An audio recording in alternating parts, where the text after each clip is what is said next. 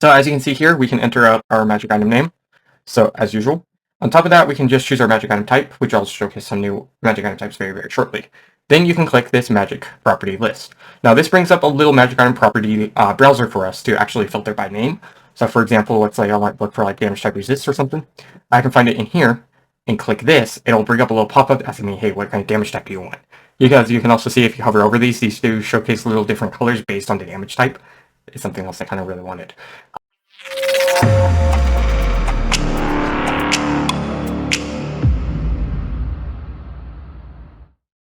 Hello everyone, for those of you guys who don't know me, I am Onyx Studios, or also known as Onyx. I am a founder VTT module developer for the DC20 system, also the creator of the DC20 monster generator that we released last month. So today I actually wanted to showcase the 1.1 update of this monster generator.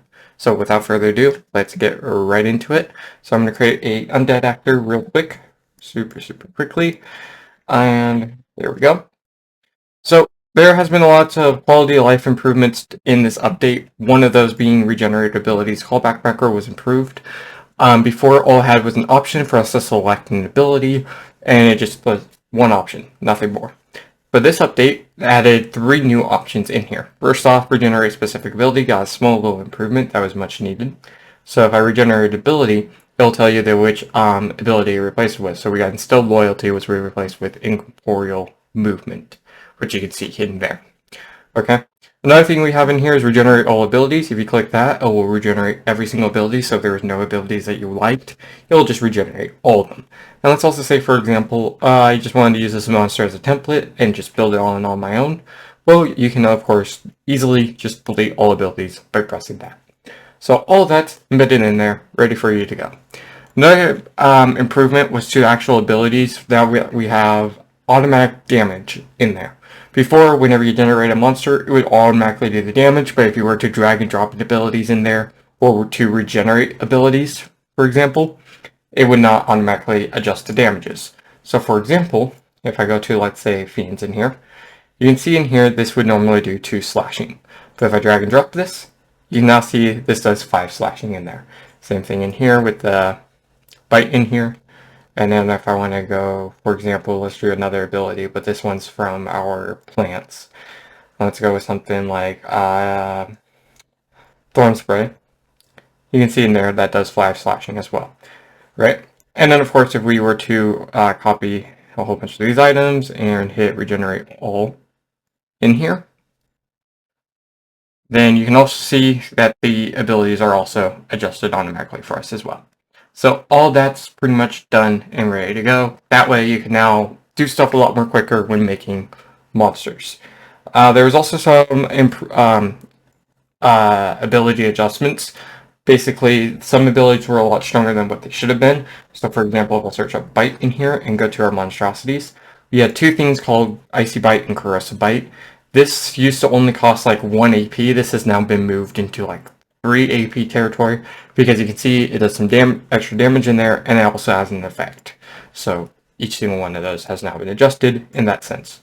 Another one that was also adjusted was Sun's Wrath, to now also costing 3 AP. And then eventually we also had Vampiric Bite. Vampiric Bite used to only be in the Fiend category, but now it is also in the Undead category as well. So all those have been added and improved in there. Some other new things that were also included was module tips. Before, it was actually really difficult to tell which abilities were automated and which ones weren't.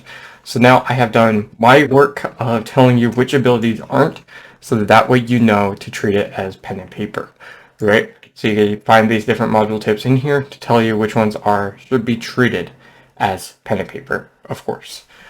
Then some other improvements was to teleportation. Before, teleportation was very unreliable.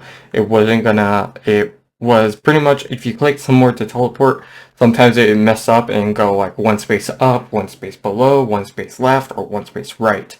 It was not very reliable in that sense. It also, in combat, it would not keep the actor's initiative order. So I can actually showcase this here really quickly. So we'll have this guy here, and it will trigger up the combat real quick by clicking these 2 swords, and we'll set the initiative DC to 14. we'll do that. I got 20. Nice job on that. We'll set him to be 1, and then we'll add this guy to our initiative. There we go. So now we have our combat. So if I go to this guy and go ahead and do teleport here, so I can do a shadow step, and if I roll item shadow step, you see you gain this new little UI. I'm clicking on the wrong actor. 1 second. Be sure you're clicking on your right actor for this. So if I roll item now, you can see, there we go. Now we have our little UI here. So wherever you hover, it will snap to its nearest grid. So let's say, for example, I want the undead to teleport here. He will teleport here, and it will keep its initiative order and won't use any movement spaces or anything else. Super, super easy, really easy, and barely inconvenience in that field. So another thing that has been added is an official DCCrit import. So now, officially, you can now import monsters from the DCCrit website over into Foundry. So if I create a brand new actor and create an NPC, you can see there's this new button up here called DCCrit. What we're going to do is actually go to DCCrit, grab one of these monsters in here, and copy its URL. And we're going to click this, and we can just paste the URL in there and hit import URL. After that, it imports the entire monster for you, including its description and its abilities, as well as any stats or anything else it had. Already there for you. Not all of its features are going to be 100% right. It's still going to require some work, but overall it does speed up the process. On top of that, it is built into the monster generator, which means you could use this as a template if you wanted to. Or, for example, if I really want to, I can go to here, grab our regenerate abilities in here, and I can just use this and just hit regenerate all abilities, and then there we go. Right? That's always an option that we can do in that field as well. Right? On top of that, if you look, you have your portrait image, and then in here, if the actor has a token image, it will also upload the token image. So all that's working in there for you. So this is overall what the 1.1 update's looking like for the free version. Lots of really, really good stuff. Lots of things to really speed up your entire process of what you're working on, right? Now I want to showcase the premium, which is a very, very, very big deal. So first off, if you click the link in the description of this video, you'll be able to find a post to the Premium Monster Generator. There is a one-time purchase link to this. It's only 5 USD and you get unlimited access, including to any future updates that come out to the Monster Generator, right? So you'll click on this, and then you'll actually, if you have purchased it, you'll actually go down to here and find this manifest download link. What you'll do is actually copy this, and you'll paste this into your install module page in Foundry, and then paste it in there and hit install. That's also how you're going to update the module, is by pasting in this manifest link, okay? Just a little disclaimer, the manifest link I'm showing in this one is an example manifest link. Every single update, I do change out the manifest link to keep things updated and fresh. That way, if certain things get updated, it's already really easy in that field, right? Now, without further ado, I'm going to go back into our monster generator,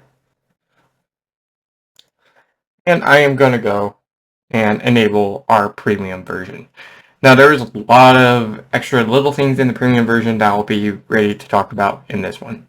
So first off, we're going to go to manage modules. As always, disable the free version of the monster generator and enable the premium. Now, what we'll go do is showcase what's been added.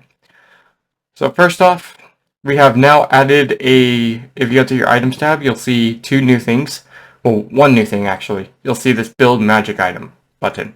So you can click this, and when you click this, you're going to see it's locked. The reason why this is locked is because it does use third-party content. There is some rules on that field, but you'll have to have this PDF in here. If you're already a Patreon supporter and you already do have this PDF, it's simple. You can just upload it and get access to it. But if you don't, we do provide the link inside the actual pop-up as well. So all that's in there. We'll press escape to close that. What you want to do is go to the generate magic item, and you're going to go to choose file, and then you're going to upload the PDF. Now, you might think, oh yeah, for example, like, oh, I can probably upload any PDF, it doesn't matter. Yeah, it won't work. It's based on, you'll actually need the actual PDF for this. So, for example, in this kind of situation, I am going to have to actually grab the PDF that is needed for this. So I'll click this, validate PDF, and then it will unlock it permanently. Permanently is not actually permanent. It's up until we update the monster generator, right? But it will unlock permanently across any world that you make or anything else, up until the monster generator needs an update, right? So first off, let's showcase the magic item builder. So as you can see here, we can enter our magic item name. So as usual, on top of that, we can just choose our magic item type, which I'll showcase some new magic item types very, very shortly. Then you can click this magic property list. Now this brings up a little magic item property browser for us to actually filter by name. So for example, let's say I want to look for like damage type resist or something. I can find it in here and click this. It'll bring up a little pop-up asking me, hey, what kind of damage type do you want? Because you can also see if you hover over these do showcase little different colors based on the damage type. It's something else I kind of really wanted. And you'll click on this to choose its damage type. So if I click on cold, it will give me cold resist. Then I can of course add another property in this. Let's say, for example, I want it to also have ground speed increase, and let's also give it intelligence increase. Then I'll hit close. Then after I'm done with that, then I'll hit build. As you can see here, we gain our new magic item. It automatically priced it up for us, and it gave us our effects. And you can see there's cold resist, and it also does all of that for us. So now we have a magic item that we built and ready to go instead of having to, generate one, right? And not gain the properties that we want. Now, other things that were added were, of course, extra properties. So the properties I showed in this thing here, we didn't really have damage type resistances in here before. These have now been added recently. We have also added a potions type in here, and as you can see here, there's more magic item properties for different potion types. You also have some HP increases and whatnot in here as well. So for example, let's actually make a potion. Let's say I want this potion to be a health potion superior. So we'll call that. And then what we can also do, I also want to showcase this. You can also sort by power. So let's say I want maximum power being 1 and minimum power being 1. Or if I want it to be 2, it will do that. So, of course, that has been added in there as well. So let's say I want this, and we'll say potion superior. And that will be good. So, as you can see here, we gained the potion superior, and it gave us our potion right here with the 8 health that it has, as well as the user's cost, and it is a consumable type as well. On top of that, it did automatically price it for us. Potion pricing is different from magic item pricing. So potion pricing is actually going to take what the total price was going to be and just divide it by 2 and round to the wholest near number if it does get turned into a decimal. That is pretty much what it does in its entirety. Just kind of divides that by 2. Since it is a temporary use, you're not going to be able to use these all the time. And yeah, that's the magic item builder in its entirety. We now have potions types in there as their recent update. So now you can build potions and, keep on just making stuff for us. Everything, right? So all really, really good stuff in that field. And we're not done yet because we still got some other really, really cool stuff. So we have also added an NPC generator. This was actually suggested by me from one of my patrons, who I appreciate dearly because they've been awesome for supporting everything I've been doing, and I've been trying to make as much content as I can.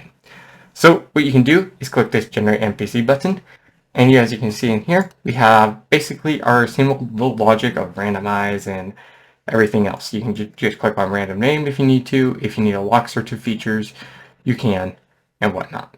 So I'm going to explain some things in here. First off, you have your NPC name. This is just going to give you a name of your NPC. You also have your ancestry of your actual NPC. So let's say, for example, I wanted to generate like a human. You can also go and look for professions. So if like, okay, I want this one to be like a noble, for example. Well, I can go into here, find the actual noble, and click that.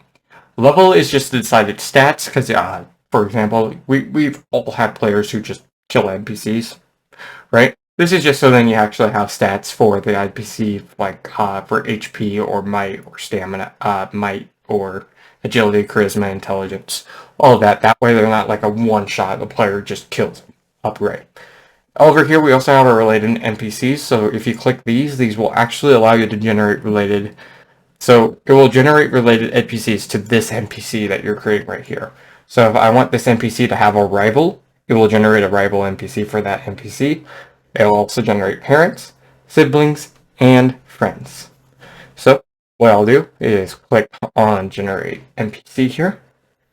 And as you can see, it generated all of our NPCs for us. So here's Soren. This was actually our main NPC here. And you can see here we have their entire background and everything else, all procedurally generated, by the way, which is awesome.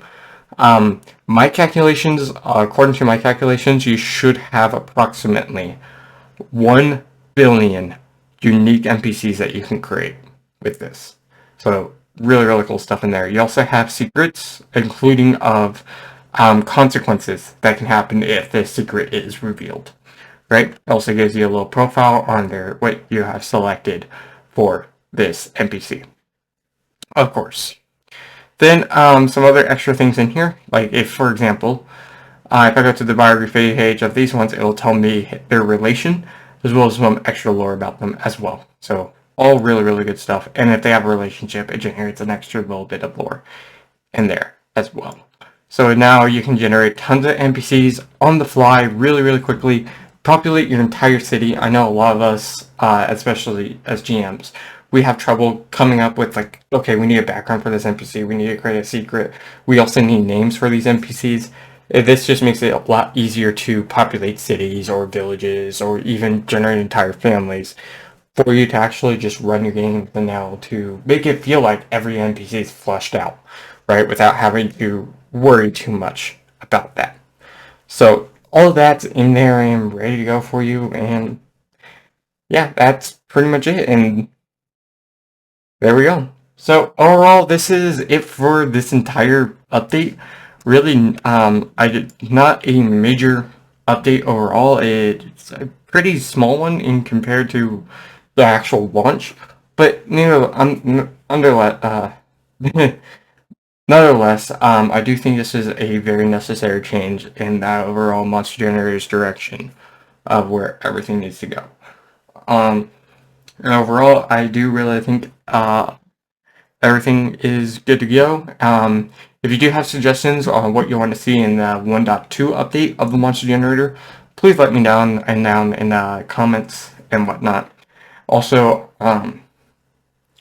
we are going to be moving the monster generator also into a website at some point. So stay tuned for that, because I know a lot of you guys who are like already seeing where the monster generator is probably just don't even have Foundry. So in that sense, I would still want to bring it out to pretty much all of you to have access to. So overall, this is pretty much the entire 1.1 update of the monster generator, and hopefully you guys all enjoy what has been made. Again, thank you to anyone who has been supporting me with like buying the monster generator or even just doing the monthly memberships, which is awesome. Seriously, I appreciate it so much. It really does help when I have to make this much content. It takes time, and it's a lot of work to in order to do all of this. This is it for the 1.1 update. If you enjoy everything, please let me know, and I'll be sure to keep you all updated on what comes next. So I'll see y'all later.